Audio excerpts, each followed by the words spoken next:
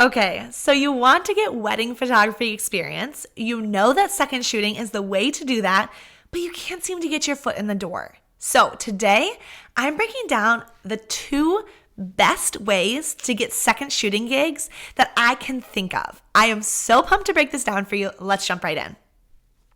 So first, what's second shooting? So if you're new to the photography world, on a wedding day, there are typically 2 photographers. The first is the lead photographer that's hired by the couple. And then the lead photographer will typically hire a second shooter. Sometimes if it's huge, a third shooter or an assistant. The second shooter is kind of the second in line, and they're reporting to the first photographer, the lead photographer. The second shooter will often be getting a second angle. They'll be covering things where the lead photographer can't be there. For example, if the groom and the bride are getting ready at separate locations, the lead photographer will often be with the bride, the second shooter will be with the groom. Or for example, during bridal party, maybe they'll split up and the lead photographer will be photographing the bridesmaids while the second photographer is photographing the groomsmen. Or again, just different angles during family photos, different angles during the ceremony, different angles during toasts. So the second photographer is always reporting to the lead photographer. They're paid by the lead photographer. The lead photographer sets expectations for them. And sometimes it might be more of an assistant role where they're moving lighting gear at the reception. They're helping with the bride's train, with the bride's dress. That's what second shooting is. So there are 2 main avenues for me. The first is looking for posts, which often happen on local Facebook groups. So for example, a lead photographer posts, hey, I need a second shooter for these 3 dates at these 3 venues. Let me know if you're free. Let me know if you're interested. Post your gear, whatever that is. The second avenue is you reaching out to photographers that you want to shoot with. So let's break down the first. First, I need you to find local Facebook groups. While some larger Facebook groups, like maybe put on by certain educators, will have second shooting posts, it's going to be a lot more rare that you see them in a location that's desirable to you or in the location that you live. So find local groups.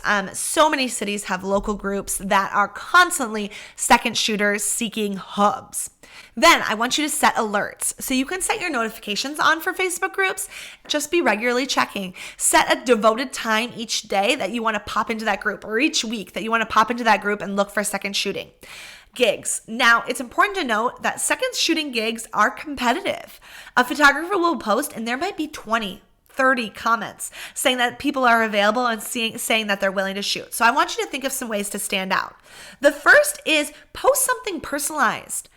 It will only take you a second to see who that lead photographer is, search them on Instagram, figure out their dog's name, figure out that you guys go to a cabin up north that's in the same town or on the same lake, whatever similarities that you can find to be able to comment like, hey, I love your dog Giggles, so cute. I've seen him on Instagram. I would love to be considered for this second shooting gig. And that is going to stand out so much more. I see so many people just commenting their website.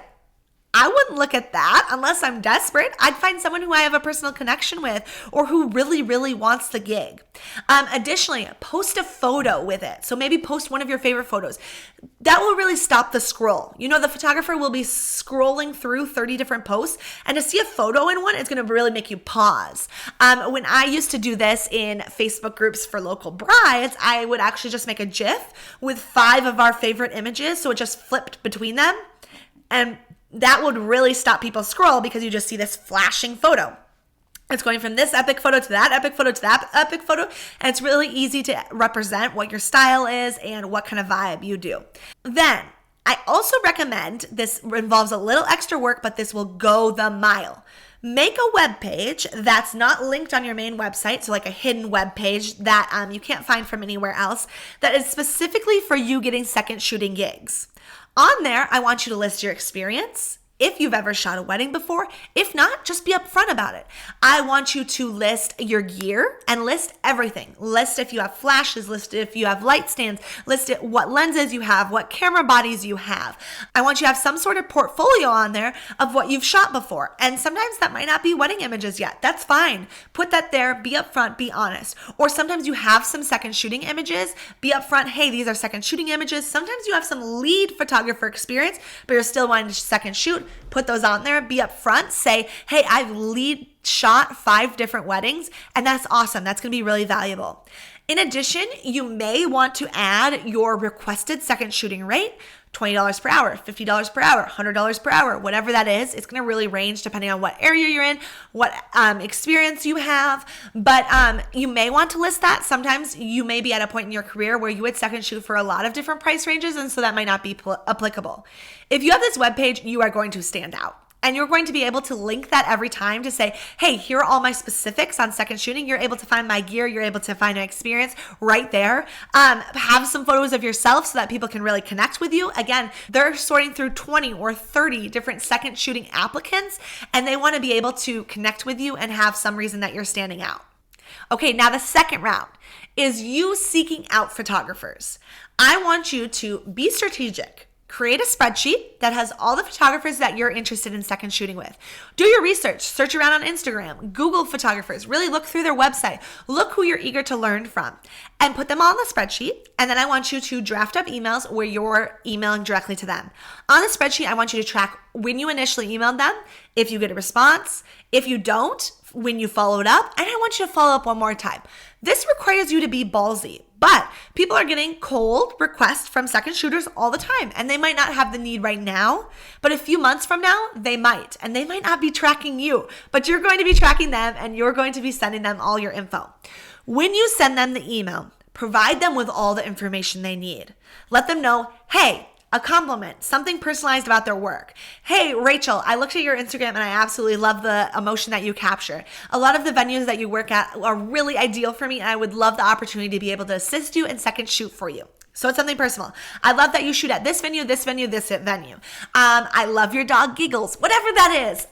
Get really personable there, and then give them all the information they need. So again, like your second shooting page, I would just lay it out kind of briefly in the email saying, here's some of the gear I own. Here's my experience generally. Look at this webpage that has all of it in specifics if you need it. Don't send them an email that leaves them having to ask you questions. I mean, you might not know what they want, but for the most part, try to provide them with all the answers before they can ask the questions. Because if you're not, and you're forcing them to send an email back to you saying, hey, you didn't list any flashes. Do you have any off-camera flash experience? Then you're just giving one more barrier to entry. You're providing a barrier to entry, like you created it because you didn't provide that up front. And they may be likely to say, oh, actually, they didn't list any off-camera flash experience. They must not have it. Okay, bye. Done with that. And it's giving one more opportunity for you to not get that gig. So provide as much upfront. And then the biggest thing here is do not DM them on Instagram. As many of you might know, DMs of people that you don't follow. So like, for example, if I didn't follow this second shooter, which I might not know of them yet, I might not have met them before, they might be cold email, DM, reaching out to me. They go in message requests, and message requests I think are really hidden on Instagram and can really get lost because DMs just recycle. And if they have a large following, it's going to be really hard for them to track DMs versus showing up in an inbox where you're there and they're able to track you is going to be so much better. So those are the two avenues that I think work best to get second shooting gigs. Be persistent, go after, you have freaking got this. One quick disclaimer is that you're going to get rejected multiple times. And when I say rejected, some people won't even do you the service of sending you an email back saying, hey, I actually don't need any second shooters right now. They just won't reply. And that's the reality of it, which is super unfortunate, but I just want to tell you that in advance. And sometimes, depending on your experience level, if you really want to jump in and get experience, you may have to do something that's below second shooting, third shooting. You might be assisting. You might be carrying their water. And sometimes that doesn't make sense for people. But I think really that makes sense for everyone. I think that if you want to get after it and you want to get experience, sometimes it might start with carrying their lighting gear and carrying their water and fetching them the veil for the bride and helping putting it in and holding the bouquet all day.